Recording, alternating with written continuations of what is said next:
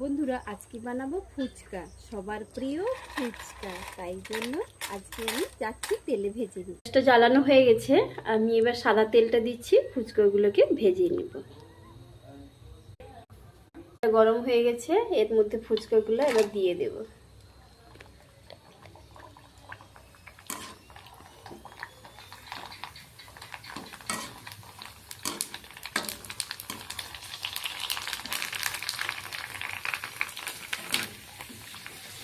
হয়ে গেছে, এবার আমি নামিয়ে নিচ্ছি।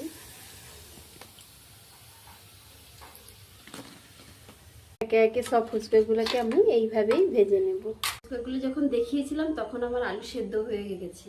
এইবার আমার ফুচকাগুলো ভাজা হয়ে গেছে, এবার একে একে দিয়ে তৈরি করব। আলুটা আমার সেদ্ধ হয়ে গেছে, এইবার আমি পেঁয়াজগুলো দিয়ে দিচ্ছি। ফুচকার মাখাটা তৈরি করব। এইবার দিচ্ছি কাঁচা লঙ্কা,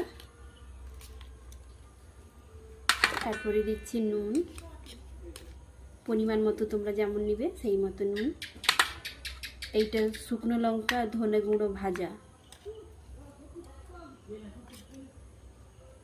এবার এটা জিরে গুঁড়ো,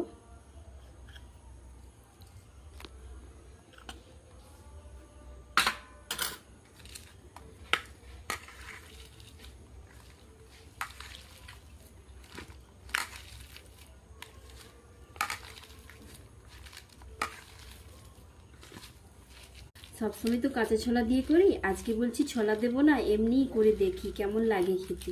কথা বলতে বলতে আমার আলুটার মাখানা রেডি হয়ে গেছে, এবার আমি টক জলটা রেডি করব। তেঁতুলটা আমি ভিজিয়ে রাখছিলাম, তারপরে এবার জল দিয়ে টক জলটা রেডি করে নিচ্ছি। একটু মশলা দিই কিছু, একটু ধনা শুকনো লঙ্কা গুঁড়ো, একটু জিরে গুঁড়ো, এতেও দিচ্ছি একটু নুন স্বাদ মতো। এবার দিচ্ছি একটু কাঁচা লঙ্কা, যেহেতু ওতে লঙ্কা আছে তাই অল্প দিলাম। আর আমি ফুচকার মধ্যে আলুগুলো রেডি করে নিচ্ছি, একে একে সবগুলো এরকম রেডি করে নেব। তারপরে বলবো তোরা খা, খেয়ে বল কীরকম হয়েছে। ফুচকা বানানো হয়ে গেছে, এবার আমি খেয়ে দেখি কেমন হয়েছে।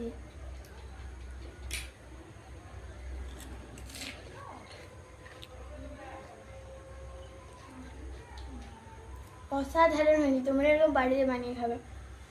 জেঠিমা ঝোড়া ঝোড়া ফুচকাটা দারুণ হয়েছে, তোমরাও ঝোড়া ঝোড়া বানিয়ে ট্রাই করবে, দেখবে খুব সুন্দর লাগবে, দারুণ। জল খেয়ে বলছি কেমন হয়েছে, দারুণ।